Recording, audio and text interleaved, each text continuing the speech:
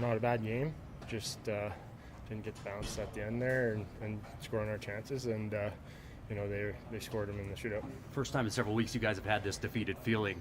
What's that say about where this team is? You're pretty stunned after a loss. Yeah, I mean, it's just the expectation around here is to win. So I don't think anyone's happy with losing, really, no matter how it comes. So just shows you the standard that we hold ourselves to. What's going through your mind in breakaway overtime? Just start overtime there.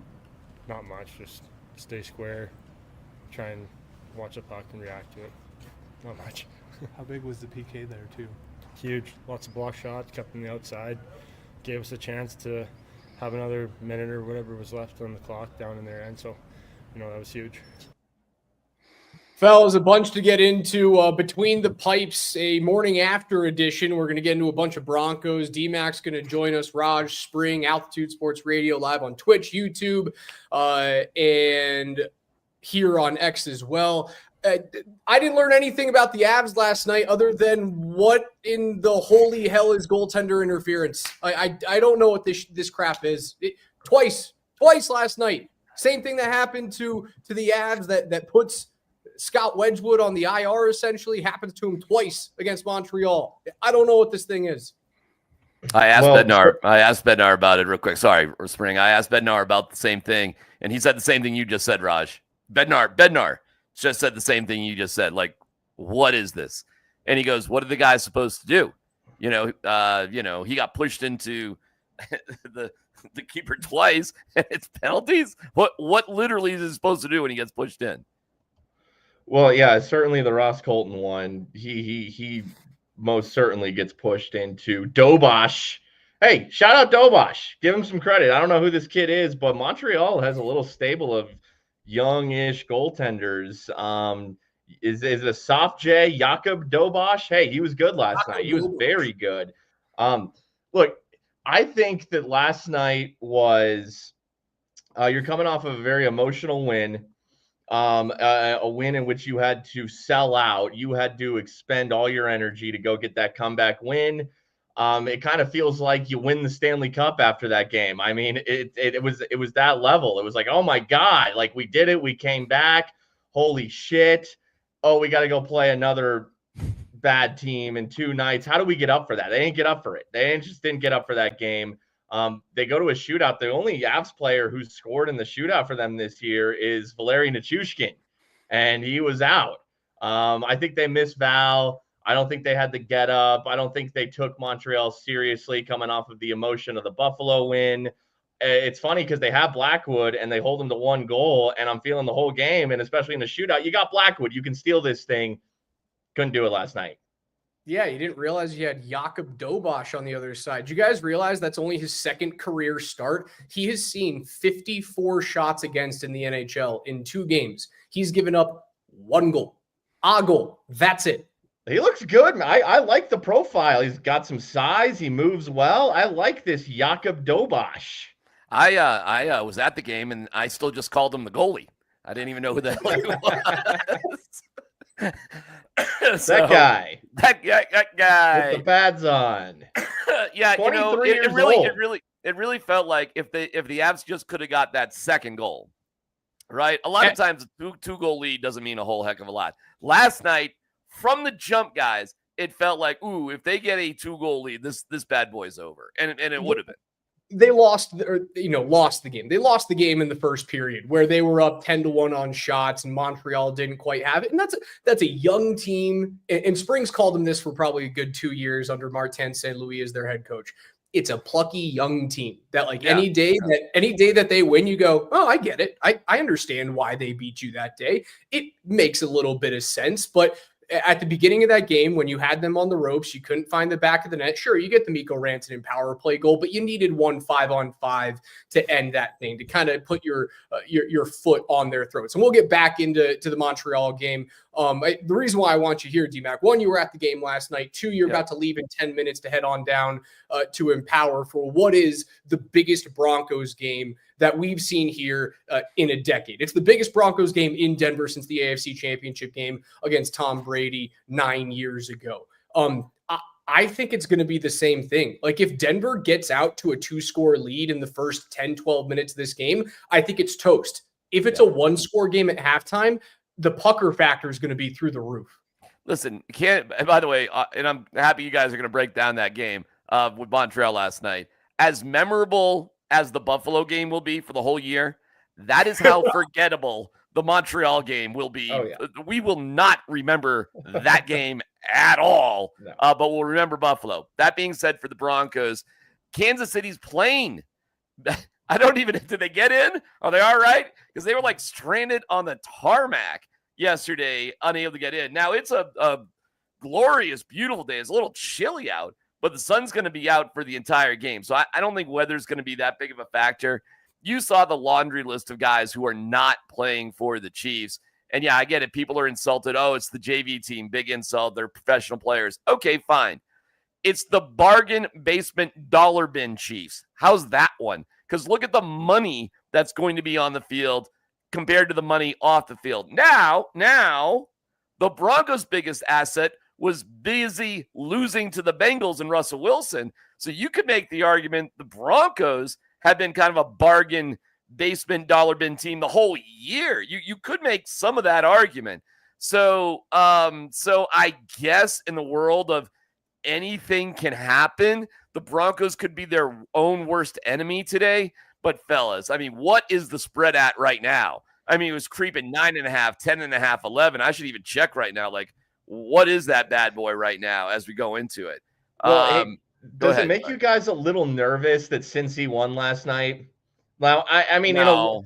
I just in the like, it had Cincy lost. You know, Wait a second. Are you calling Cincy a team of destiny? they won 5 in a row. The defense is trending. Trey Hendrickson just had himself an awesome game. I mean, he leads the NFL in sacks. He's primed to wreak havoc in the playoffs. But look, all that aside, this Broncos team is built differently than it has been in years past. This is a professional operation.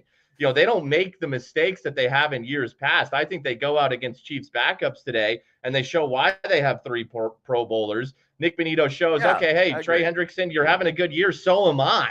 Like, this is, I think, and the Broncos just went into Cincinnati and took that team to overtime in their own building. You know, I think since he's been playing with fire, I appreciate and respect what they've done down the stretch, but I think they will come up a little short here today at the hands of the Denver Broncos. Yeah, the spread I just checked, it is 11 points. 11. Like, On when the have money the line, minus 600. When have the Chiefs, wow, that's crazy. When have the Chiefs been an 11-point underdog in the Patrick Mahomes era? Seriously. In the past decade, I don't know if it's ever happened. I don't know if it's happened in the 2 years or 3 years prior to the Mahomes era. Because even when they had Alex Smith, they were like, that was still a team that you couldn't sleep on when Alex Smith was their quarterback.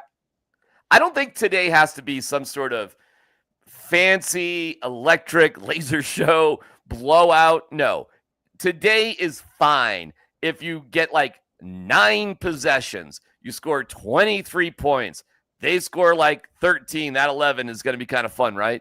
And it can be like 17-3 at halftime, guys, and we can all take a nap in the second half, and that'll do the trick. And if you're backing in, okay, well, so be it. Who gives a shit? Like, I promise you, we will start as soon as this game's being over, start being delusional about how the Broncos can beat the Bills. That will start immediately. And by the time that game gets played on Saturday or Sunday, we'll be in a fever pitch talking about how the Broncos can beat Josh Allen. And we won't care how they got to that point. And that's all that really matters. No. The only way that we're going to start getting delusional is if they look great. Like if Bo goes out and he throws for 3 touchdowns, 300 yards, no picks, and they just boat race the JV team, then that's when we get delusional and we go, oh, what if on any given Sunday or Saturday, whenever they happen to play the 2 seed next week, if they get in, that's when we'll be delusional. If they back in, like if they win this thing by 3 points and a last-second field goal because the defense found a way to pick off Carson Wentz, I don't know if I'm going to be delusional come next week. I don't know. Maybe Carson Wentz brings his A game today. Maybe it took 7 years for that ACL to fully heal, And at 32 years old, he moves like he was 27 years old. I don't know. Maybe he goes Sam Darnold today. And if that's the case, and the Broncos, sneak past a Carson Wentz that looks good, I'll take it. I mean, wins are wins. I mean, spreads are for, the degenerates like me. When it's about winning championships, I will take a win any which way. Dude, how great was yesterday's Ravens game when the fat ass defensive lineman drops back in coverage, picks the ball to cover the 20-point spread? That was unbelievable. That was so awesome. How about him taking a knee because he goes, yeah, Coach Harbaugh, he preaches smart football, and I didn't want to be a meme. The bus was out of gas, is what he went on to say in the postgame presser. Hysterical. Let me point out something that's so funny. You brought up Sam Darnold and Carson Wentz. Last year, this is a great little factoid. Last year, Sam Darnold started for the 49ers and Carson Wentz started for the Rams in the final game of the season, which was more or less a meaningless game for both. The Rams ran, you ready for this? Carson Wentz 17 times. And they did actually win 21-20, and they came from behind. But they used Carson Wentz like a crash test dummy to not get anybody else hurt. And I think that's probably what's going to happen today, too. So if Carson Wentz can beat you on the ground, isn't that fucked up? 17 rushing attempts for Carson Wentz last year in a game just like today. He led the team in rushing with 56 rushing yards in that game. And the touchdown that decided the game came under 5 minutes to go. And it was like a 17-yard scramble. They go for 2. They win by 1.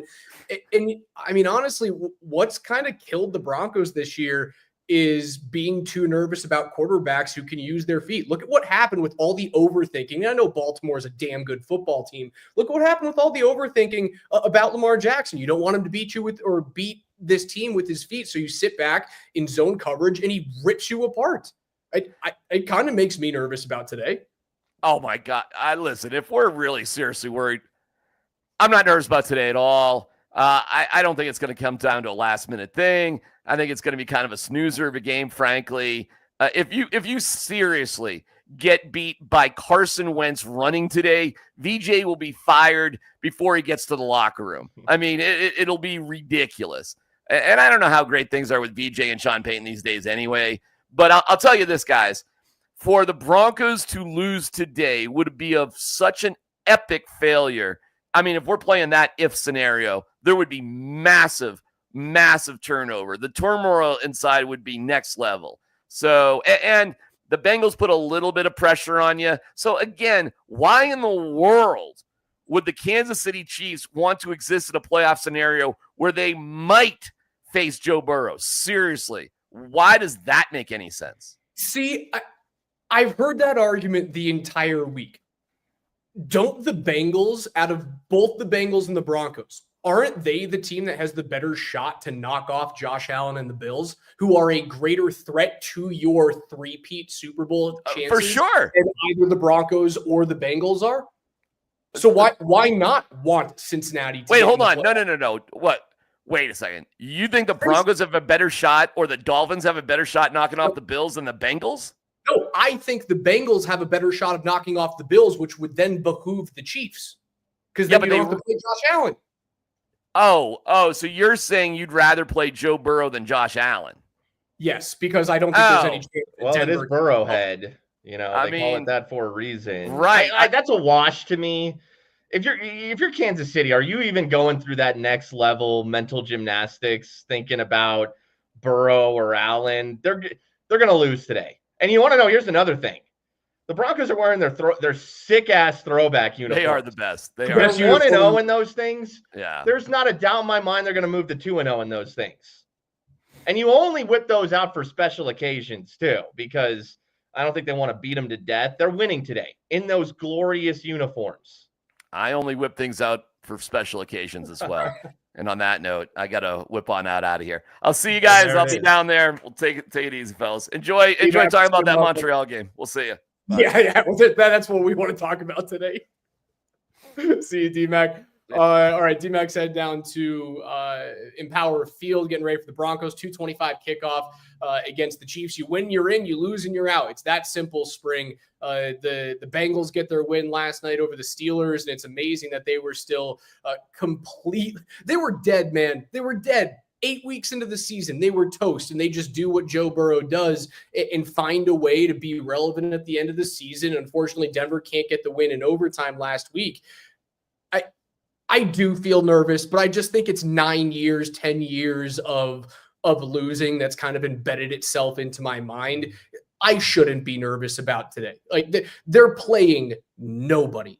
They are playing absolutely nobody. And what have we learned about the Broncos this year? It's, well, you can't beat teams that are better than you, but you do beat teams that are worse than you. You walk into places where you are heavy favorites and you win those football games. That's what today is. Yeah.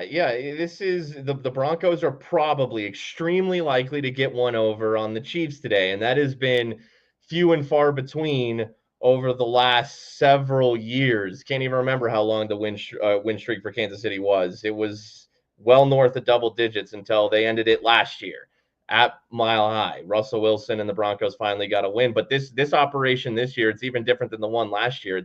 It's very clean, and you're playing a team with Chiefs backup, so they'll get the win today. And Kansas City will say, that's fine. You beat us in a game we didn't care at all about. We still got the 1 seed. Good for you. We'll maybe see you in the playoffs. Certainly we'll see you next year, and then we'll get you again. This is what Kansas City will think. We'll get you again, when Patrick plays, when Travis plays. It's all set up for Denver to win today. And if they lose, it's an extreme disappointment. And I just don't see that happening. I don't think that this team will let that happen. Even if it's a situation like the Indy game where they're not playing their best and, Indy got out to that lead. And yeah, Jonathan Taylor did them a bunch of favors. The Broncos in the second half found a way to win that game. They've been big favorites at home of late. There's a reason they're even bigger favorites at home against this weak Chiefs team today. They're going to get it done.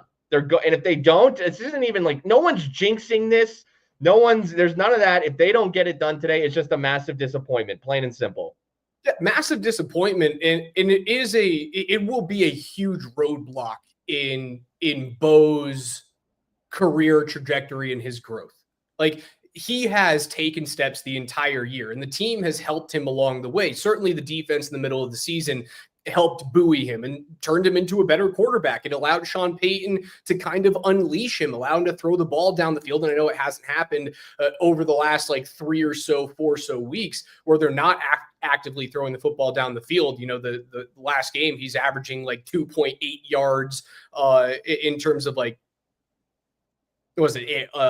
air yards per attempt. He was at 2.8 a couple of weeks ago, which is the lowest in the league. It was insane, right? That you weren't allowing him to show off his talents. And if you don't get this win, I look back to what the Avs did after the 48-point season, and you find a way to sneak into the playoffs against Nashville. And you knew you had no chance against the Predators, even though the guts all over the place game, and you beat Nashville in Nashville. You force a game 6, even though you're playing with a third-string netminder who was Andrew Hammond was the goalie. You knew you weren't going to win the series. You knew there was no shot that you were going to beat Nashville that year, not with the team that you had on the ice.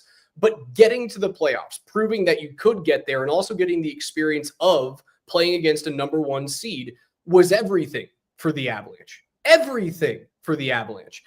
I think it matters that much for the Broncos.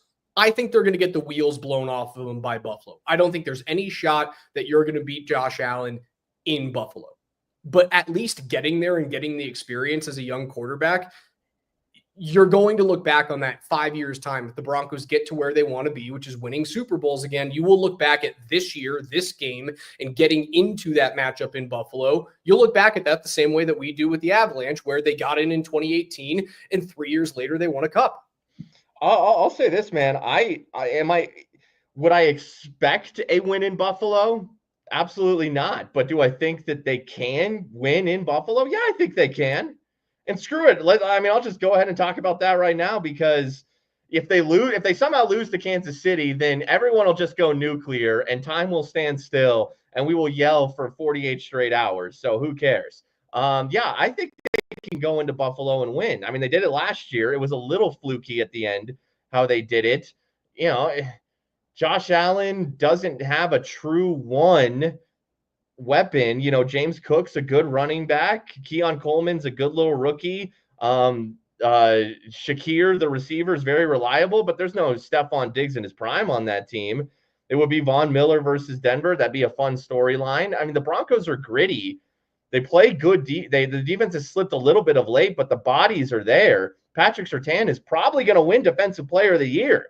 I mean, that's what the odds makers are saying. Nick Bonito is super underrated. I don't think they win a Super Bowl, but this team's dangerous. This team is a team that nobody wants to play right now. Now, quite honestly, Cincinnati's kind of the same way. So whoever gets in today, man, I hope Miami loses. Screw that team. Hold on, wait. You don't Screw think, the you Dolphins, think Denver, dude. You think That Denver's team's a team not that dangerous no at one all. wants- What was that?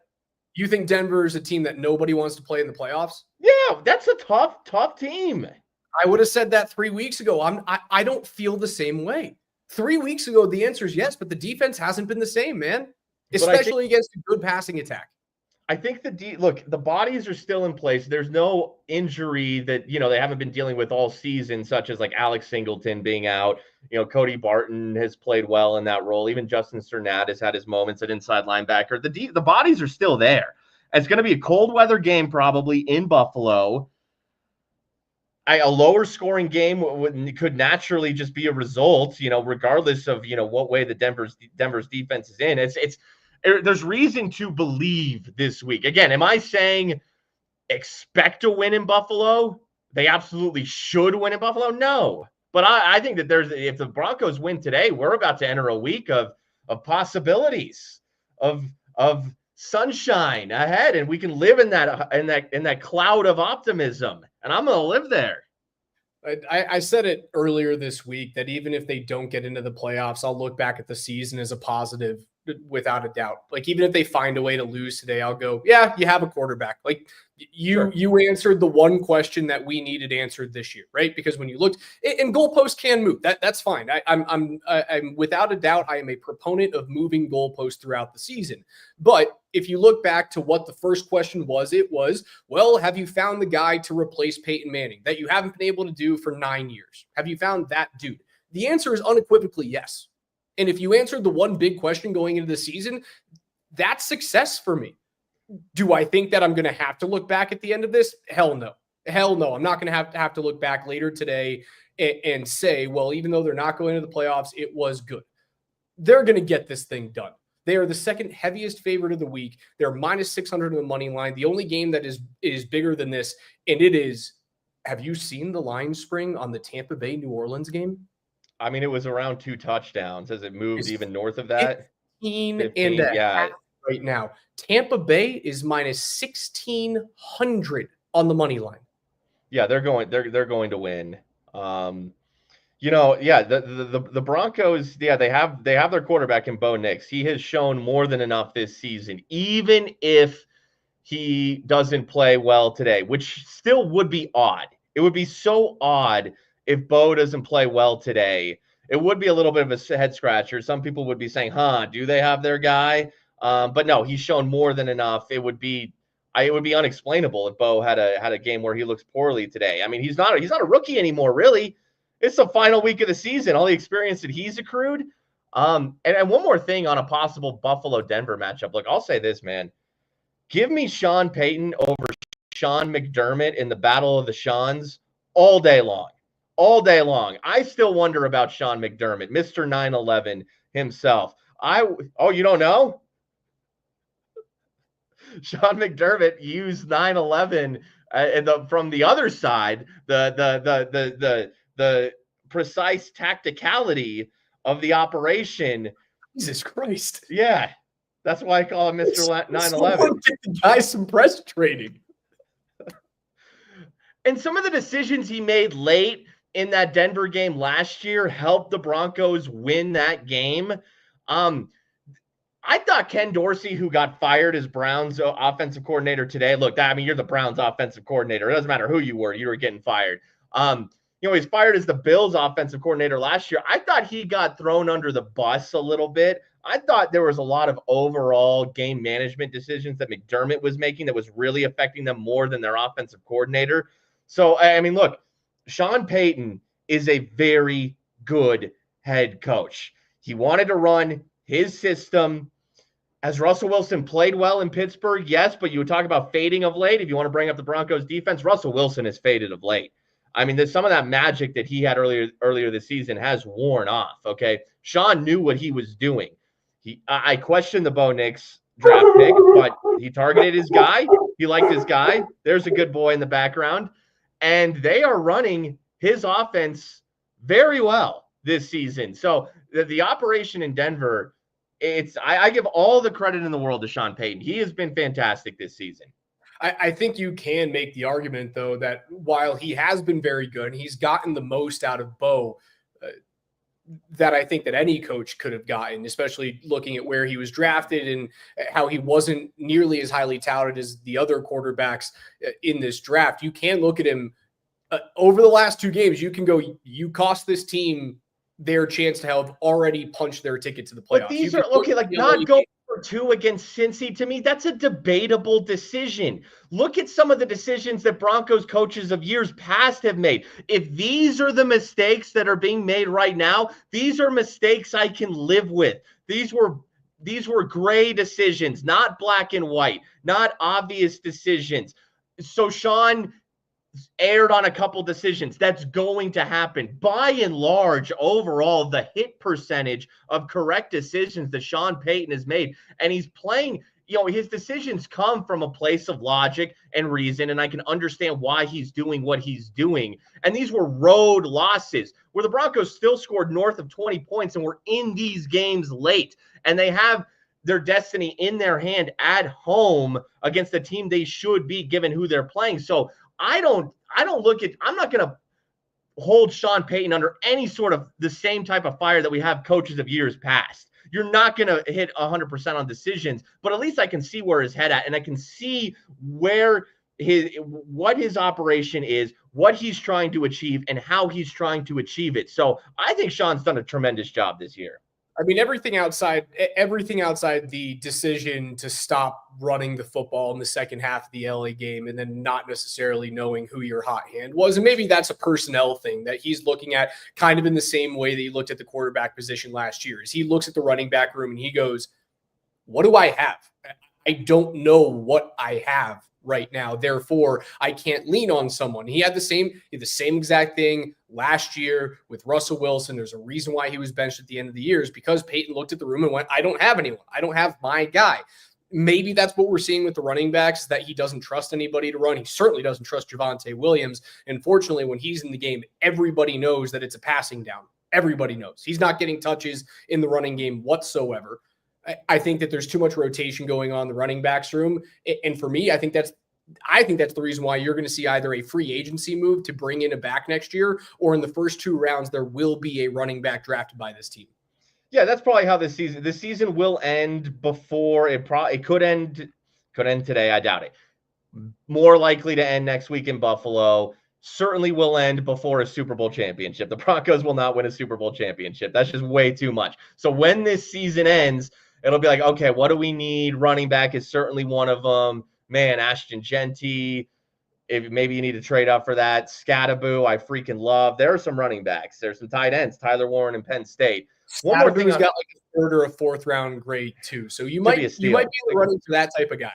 Could be an absolute steal at that area of the draft. So they will become even more complete, especially when they have more cap space. So the big chunk of the Russell Wilson dead cap hit was this year, so they'll have more money this offseason. Coming into next season, you'll look at this team and you'll be like, oh damn, like that looks like a good team on paper. And just another thing on Sean, and question this decision, question that decision. What was the expectation coming into this season versus where they are today? A win today, and it's a game they should win, and they're in the playoffs. If that is not a massive success, then I don't know what a massive success is. The expectation was, at least from me and from a lot of people, I'm not saying it was from everyone, the expectation was that they're likely picking in the top 5 or the top 7 of the draft again. And you were hoping that even though they were going to lose a bunch of games, and this was expecting that the defense was not a bona fide top 5 defense in the league. This was expecting that you weren't going to get a 2-headed, you could even call it a 3-headed rush monster with Zach Allen, Jonathan Cooper, and Nick Bonito. You didn't know that thing was going to happen this year. You didn't necessarily know that Pat Surtain was going to be in the running for Defensive Player of the Year. You knew he was going to be the number 1 corner in the game, but DPOY, like you're going to give a Stephon Gilmore DPOY type of award out this year to a Broncos defensive back. We didn't expect that. So looking at this year, it was, can Bo prove that he's the guy for the next decade? The answer right now is yes. And then looking into what we thought at the beginning of the season was, well, if you have that guy, then you pick another blue chip prospect, top 5, top 7. And the year of 2025-26 is the season that you expect to be in the playoffs. You've accelerated the timeline now. You've accelerated the timeline, just like the Avalanche did back in 2018. You have accelerated the timeline by at least a year. And that's great news. I think it was Joe Burrow's second full season. Now I need to go back and look because he tore his ACL. I think he tears his ACL in his rookie season, late in his rookie season. But his second full season was when the Bengals made the Super Bowl. The pieces that they were able to draft, and they got high draft picks. One thing that the Broncos have done here is now they're drafting in the early 20s, right? So, you're not going to be able to go draft whoever that Jamar Chase, if that player even exists, because Jamar Chase. They don't have Jamar Chase and they don't have T. Higgins. Yeah, Higgins was drafted early. I think the first pick of the second round. Can the the Broncos? This was a good draft class. I like Devon Vele. I don't think he's T. Higgins, but I like him. Sean Payton's already shown he can draft well, and he knows how to draft to his system too. He did that in New Orleans. So now with another draft, and again, they're not going to be able to get those, that top 5 talent that really helps Cincinnati, but maybe they trade up for Genty. Maybe they do something like that. But now with a full draft, I'm just saying Burrow made a Super Bowl in his second full season. When you hit year number 2, that's what next year is. Now all bets are off. Now Bo Nix in year 2 and this Broncos team, you can start talking a little bit. I see Storch and all of our friends over on Twitch wondering why we weren't on last night. They said, they look tired as hell. They had a long night last night. We had a double dip. The Nuggets had to go to overtime in the second leg of a back-to-back with San Antonio, and Joker drops 40 on a near triple-double. So we decided to give the night to Dan Tanner, and then we would break down the Avalanche game the next morning, and I think we spent a hot 45 seconds on that before what is the biggest game in Broncos country in the last 9 years. Well, on the Avs game from last night, the most forgettable game of the year. DMac hit it on the head. The best game of the year, followed by the most forgettable game of the season. Yeah, one power play goal. I guess here's the one thing that we didn't, we only spent like 5 minutes on it, and there was one thing that I wanted to mention that I didn't get in, so I'll do it right now. So yeah, they scored one power play goal last night in the first period. One of those high to low plays, McKinnon top left to Rantanen bottom right, and kind of go off the skate of Mikko. Off of Mikko's skate. There was a part of me that was like, is Montreal going to challenge can you challenge for the kicking motion, or is that just okay? So I thought, but it really wasn't it was a kind of a stop, one of those put on the brakes and it hits the skate. I don't think that's a distinct kicking motion. But one power play goal, and you can't win just scoring one power play goal. But speaking of Mikko Rantanen, so he's the second shootout shooter. Jonathan Drouin is the first against his former team. Nice move to the backhand. Dobosh makes a really smooth glove save. Then Mikko can't get a shot off. I'm sorry, man. If you want to make $14 million a year, you got to get a shot off in the shootout. I love that. Bring it to the negotiation table. Just put that up on the big board going, hey, you want more money than Nate? You can't do that. You're not allowed to do that if you want more money than Nate. Yeah, come on, man. It's too good, man. It's too good. Yeah, it was. That's it. That's all I got. was a game that felt like it lacked energy, and you kind of expected that to happen. I said it earlier on when we opened up the show before we got into the Broncos game. You were going to win this thing in the first period because Montreal is in the second leg of a back-to-back, and if you got up to, I think that you find a way to kind of kill their legs early. And you were up 10-1 in shots. You were up 1-0. That's how you had to win the game if you were the Avs last night. Win it in the first period. You don't score a 5-on-5 goal, and it goes by the wayside. Again, I don't know what the hell goaltender interference is going after what happened to Scott Wedgwood, where Parker Kelly does redirect Zach Benson into the netminder, but there's no call made, and the Avs get a goal scored against them. And then we get 2 instances last night where Ross Colton gets buried into Dobosh. And then in overtime that Lehkonen gets hit? Yeah.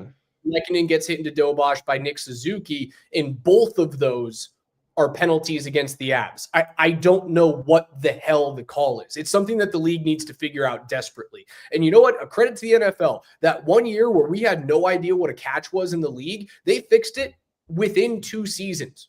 Like, I never go into a review not knowing what a catch is anymore. There's a couple of times where it's like you get those slant routes where someone catches a ball and they take like 1, 2, and they're in between their second and third step, and then a ball gets knocked out. It was kind of like the Pat Surtain play last weekend. There's a couple of times where that happens, and I go, I don't know what a football move is necessarily, but it's not the same thing as like when Calvin Johnson put the ball on the ground. Yeah, no, especially when you look at the Zach Benson Parker Kelly thing, where yes, there is contact between Kelly and Benson, but they say, hey, that's on Parker Kelly just because there was contact. Fine, there was contact with the 2 Canadiens players, behind Colton and Lehkonen respectively. So are those not on the Canadiens then? Yeah, I don't know. The math is very odd. The good news is the Avs did kill both of those power plays that Montreal got. Now, the one in overtime was a 4-on-3, which, those are so tough to kill. Shout out to the Avs for doing that. It does, that's 2 minutes, though, that the Avs couldn't play 3-on-3. And maybe they win in overtime instead of going to a shootout. So, yeah, the goaltender interference remains very weird. But Florida coming up on Monday night, and this is 2 of the last 3 Stanley Cup champions. Florida, to me, the most reliable team in the East. I still think the Avs are the most reliable team in the West in terms of year in, year out, the most dangerous team. So an opportunity for Colorado tomorrow night to show that the Montreal game was just a little bit of a letdown from the emotional Buffalo win, and now it's 2 horses, 2 thoroughbreds going at it tomorrow night. Yeah, I think that's a benchmark game for the Avs, because you look at their win streak between December 19th and ending last night, although they do get a point last night. So the point streak continues, and they have gained a lot of ground in the Central Division. The only super impressive win, and that even might be an overstatement, is the 5-2 victory against Winnipeg. The other teams that they've beaten here are bottom feeders. San Jose, Anaheim, Seattle's not going to make the playoffs. Utah's likely not going to make the playoffs. Buffalo's the worst team in the Eastern Conference right now. And Winnipeg, you do beat them 5-2 with a couple of empty netters, but they're on the second leg of a back-to-back. Connor Hellebuck isn't playing in that game. So you look at this Florida game and you go, all right, prove it to us. Prove that this goaltending change actually made a difference, and you'll get 2 teams with rest. I'm excited to watch this game on Monday against the Panthers. It could be a preview of what might be a Stanley Cup final this year. This will be the first true test for them. So I'm excited to watch that. All right, Spring, we're about to get ready for the first slate of NFL games today. We've got a World Junior Championship coming up at 5:30. It's the Raj Bowl, USA versus Finland. So I'm excited to watch that at 5:30. I think the Americans get it done despite losing to Finland in the preliminary rounds in a shootout. I think or either shootout or overtime, can't remember. I think they get it done. My Broncos score prediction today is 23-13. Chiefs cover, Broncos win. Yeah, I think the Broncos cover. I will go Denver 27, Kansas City 3. For real. I think it's that type of game. 3. 3. 1 Harrison Butker field goal. I love it. All right, brother. All right, that's going to do it for us. Special thanks to DMac for jumping in, talking Broncos with us to start it off. And again, I'm not talking hockey today, but it is a hockey show, so I'd be remiss not to talk a little bit about the Avs from last night. Massive Broncos game, biggest game in a decade here in the Mile High City. Is just around 3 hours away from kickoff, 2:25. I'm going to go watch this thing at the Cherry Cricket, have a couple of sodas and a nice burger. Spring. I'm going to watch it as a fan today and do my technical watch through in the morning. So I'm excited for this. Enjoy today, guys. Go Broncos. Don't go in nervous about this thing. Don't let my negative Nelly energy that I had at the beginning of the show deter you from knowing what's going to happen. The Broncos going to find a way to get. Well, we're scarred. You know, this is what happens when you've been in an abusive relationship. We're flinching at every turn. We're like, oh no.